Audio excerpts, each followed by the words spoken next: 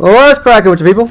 Anansi here, and welcome back to Jak and Daxter, the Precusor Legacy. In the last one, we actually took care of a surprisingly lot. That's poor English I've ever heard it in my life. We took care of a good chunk of Misty Island's power cells. The only thing we're missing now is returning the muse back to the sculptor and the last scout fly. In this episode, we're going to find the last scout fly and then return to Sandover Village, where we will then clean up Sandover Village and Sentinel Beach. And all I can remember, oh, there's a scout fly. You know what? You know what's funny? I remember seeing this in the last episode and walking right by it, saying, "Okay, I'll get this on the pass back through to the arena." I never did. I can only imagine the number of people screaming at me in the comments right now going, why? Why did you miss that? Why did you miss that? It was right there, you freaking dunce. Well, here's the fun fact for you guys. I'm blind. Not legitimately blind. It'd be very hard to play a video game like this blind. But my eyesight is very poor. I am wearing glasses, and they work phenomenally well. But I tend to tunnel vision a lot and just completely miss things. In those instances, you have free reign to just berate me in the comments. Politely, please. Politely. I don't want no cussing. I want to keep it, like, get creative, you know, really lay into me. Let's see, I think, have I found, I don't think I found all the precursor orbs in, oh, here's one. Okay, that makes 502. I'm trying to remember where all the precursor orbs are, because I don't want to get all of them here, because I don't think you need all of them for every area, but it does help to just collect all of them in the air. I think it's like either 90 or 180, I can't remember which. So just gonna do one quick breeze through here, and then we're going to move on. Because I know I got, okay, so I got everything over there. Okay, so at this point, the only area left I can think of has to be in the opening section. Because usually like a little icon pops up underneath the screen, let you know, hey, you got everything. Oh, what's down here? Oh, here we are.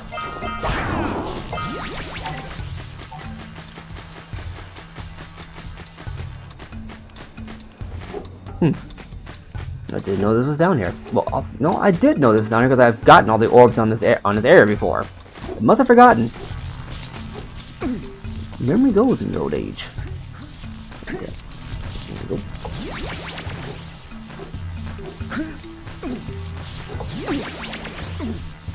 Keep on ringing. Well, the only area I can think of, it has to be somewhere where I was chasing the muse and just completely missed a few. Because this ain't Insomniac levels of just messing with you, or Conqueror's Bad Fur Day, which I guess is rare by extension. But it'll just hide things randomly behind you and just be like, hey, you know, you should have looked behind you. You know, like, well, I'm kind of focused on playing the game, you know. Excuse me, I do not have time for your nonsense. Take your clubs and go somewhere else. Excuse me, coming through. Watch out, he spits. Okay. Nothing down here.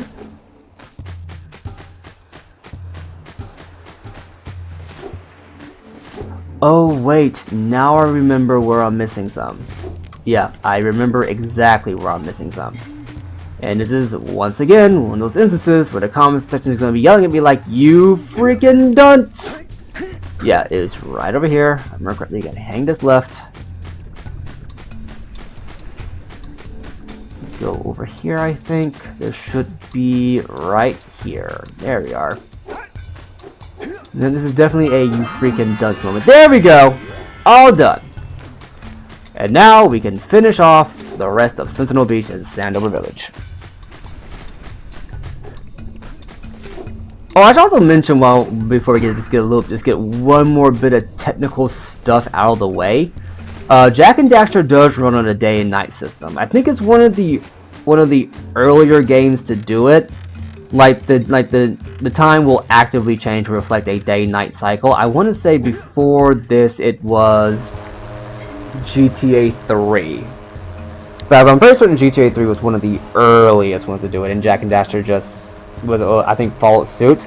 But Jak and Daxter also pioneered a bit of technical wizardry that a lot of people take for granted in a lot of modern open world games, such as GTA 5, and in some cases, I think Fallout 4 was the recent one to do it.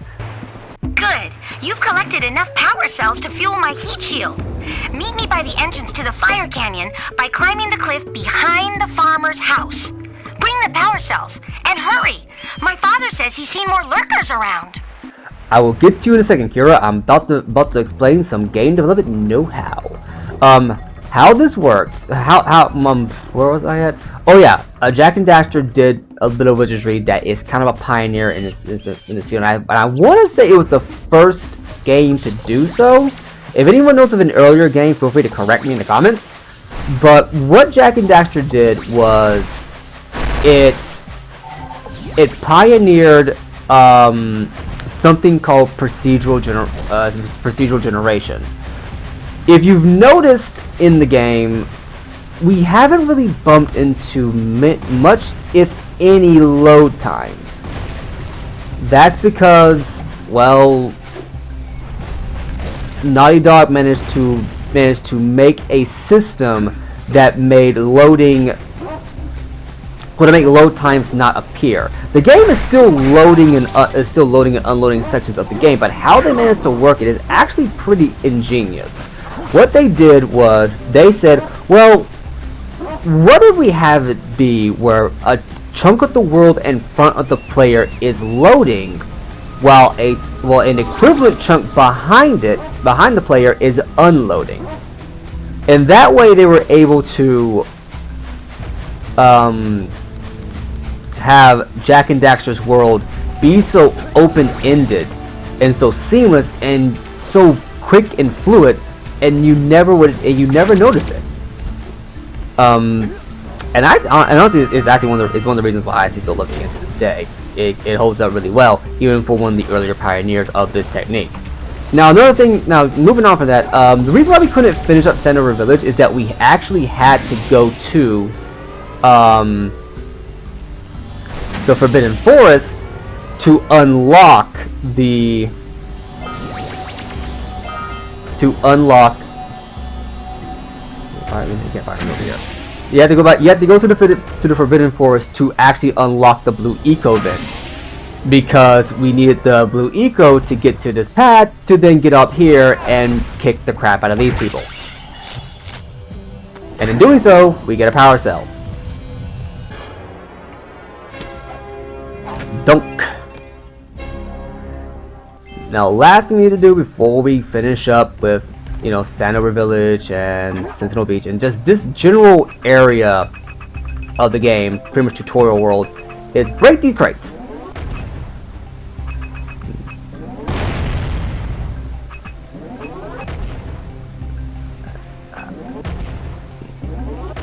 Okay, come on.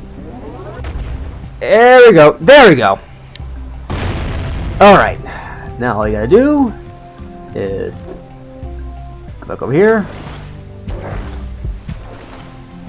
Ah, see that piranha, that little fish thing down there? Yeah, that would eat you if you got too far into the water. Luckily this area over here, you're pretty much safe because of the sandbar. Now all we're gonna do is just gonna make our way back over, jump on up, and get the rest of these precursor orbs, and I think we're good to go. There we go, and land it. Stick the landing. Ooh, boy. There we go. I'm missing some still? Where in the world am I missing precursor orbs? Land it. Okay, this one bug me for a minute. Let me double check around here. I'll cut back when I'm certain I found everything.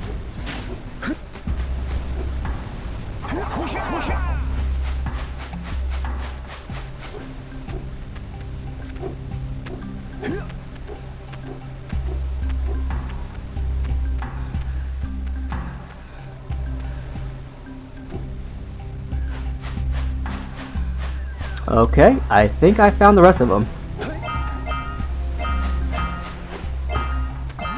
Yep, that's all of them. You know, I'm starting to wonder if I actually ever collected all of the orbs in every single area, because I do not remember that area. I need you to just, you know, leave me alone. And now we head back to Sandover Village. But is Daxter? Daxter's actually shivering. That is pretty funny. I never noticed that. And it's gonna keep on going here. So yeah, oh, and here's the sun coming up, showing off that day-night system. And now here we go. And the base keeps running, and oh man, I just remembered something. Oh, I'll bring that up later. I just remember something that's gonna be like a pain in the backside when we get around the Jak too. Hurry up with those power cells. I'm waiting at the head of Fire Canyon, at the top of the cliff behind the farmer's house. I know, Kira, I know. I'm just trying to get all of these power cells taken care of. That cutscene will always trigger every time you come back to Sandover Village, just let you know. Oh, the Muse! You saved her! Oh, you really are the best. Here, take this power cell. I won't need it now that I have my inspiration back.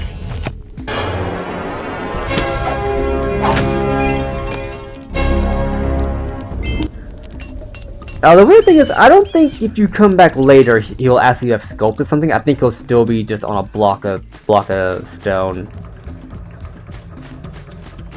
So it's just one of those weird things. Hello there, Mr. Mayor. I've done your job. Oh, what a wonderful sight! I thank you. The entire village will thank me. Boys, you have restored power to the village and guaranteed my re-election. And for that, my boy, you earned a power cell. And dunk. So yeah. And now we gotta give him money. So, you want to make a contribution? Good. A sizable one, I hope. Yeah. Oh, it is a sizable contribution. I just hope this power cell adequately represents my gratitude. Well, at least he gave us something worth it. I'm fairly certain... I'm not going to get into that right now. So next up is, I believe, giving our uncle some power cells, if I remember correctly. There you go. I see you two are back to make the trade. Good, jolly good. You have the precursor orbs that we agreed on. I hope you put this hard-earned power cell to good use. Cheerio, ta-ta, bye-bye. And there we go. Now just to double check our progress. Oh, we're missing some. Okay, I think I know where to go for that. We're missing one scout fly, and then getting the precursor cells from the Oracle. If my memory serves correctly. Did I just say precursor cells? I meant power cells. If memory serves correctly, the power cells, well, the last scout fly actually should be near the Oracle, if I remember correctly, right? No. Let's see here. I'm trying to remember where that last scout fly was, and I legitimately don't. We'll get these power cells real quick. Power cells. Yeah, these power cells real quick, and then I'll cut back when I found the last scout fly. So this is gonna bug me. For your gift, power cell is yours. Boom.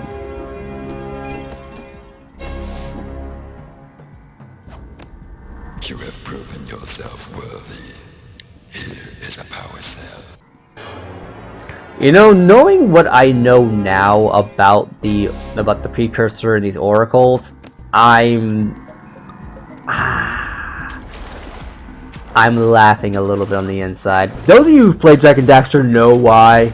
Those of you who haven't, I recommend picking up the series and just playing through all of it from the first one to the last one to figure out, oh, there's the last one!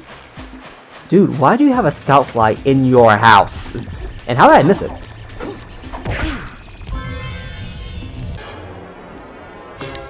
Well, so much for cutting back. And we have just enough time to do one of the funnest sections in Jak and Daxter. Now, if I've done this right, these should be the last couple of precursor ores we get for Sandover Village.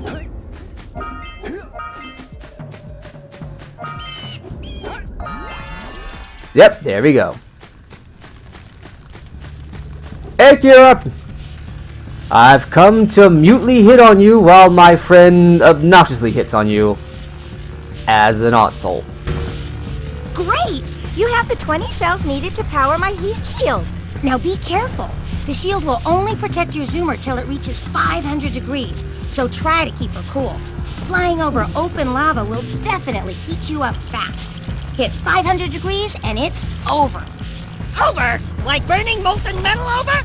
The fire canyon gets pretty hot, so keep a lookout for jumps to keep you off the hot ground.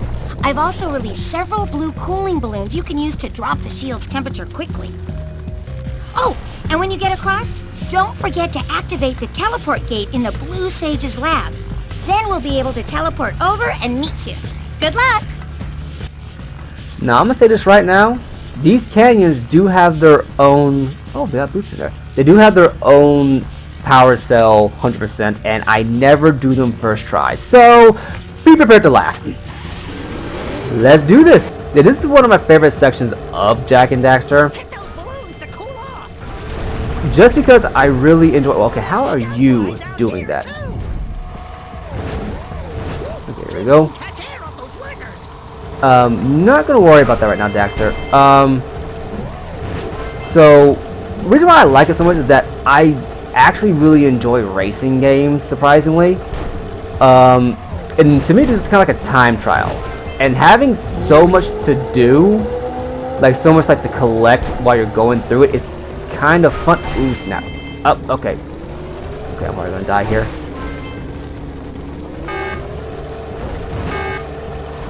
Use the hop turn to steer harder. And dead. Like I said, I can never do it first try, but luckily your progress is saved, so I'm worried about having to collect it again. Luckily I believe the if my memory serves correctly, the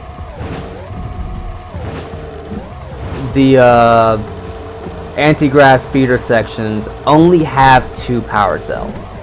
One power cell is literally just getting to the end of it, and the other one is the scout flies. So you don't have to do too much. At most, the only thing you have to worry about collecting is the precursor orbs oh,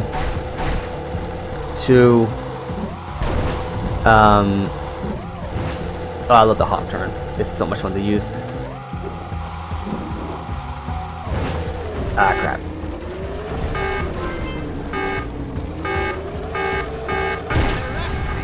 Those dark eco boxes are bad news. I know, Daxter. Alright, there we go. Yeah, the only thing I'm worried about collecting is just the scout flies and the precursor orbs.